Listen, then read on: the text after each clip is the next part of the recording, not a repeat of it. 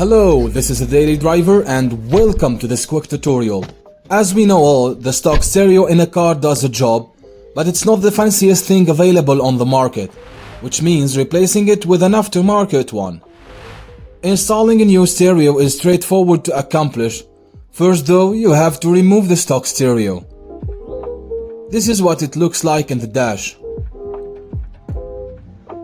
The first thing you want to do is locate the back of the fascia around the radio. Then you want to pry at it with a plastic trim remover. If you like, don't use a screwdriver, it could screw up your trim. I just insert it enough to create a gap and then gently pull towards myself, working around the edges till it pops free. It should lean forward, but be gentle because there is a wire connected to your hazards. To remove the hazard plug, I use the smallest blade screwdriver I own to pry the white clip away from the black nib which releases the plug. After that, the front fascia comes right off. Be careful, the vent ducts come out easily as well, which is okay, but it might get scratched if they fall.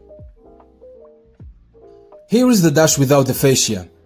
You can see the wires for the hazards, as well as the two ducts that can fall out as they are free floating. Now there are 4 screws attached to brackets on the side of the radio. Undo these using a magnetic screwdriver so that you don't lose them in the dash.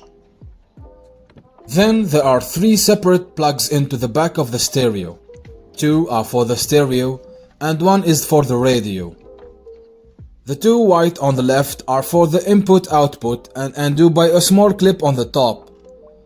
And the one on the right in grey is the radio and has a small clip on the left. Thank you for watching. Don't forget to like, share and subscribe.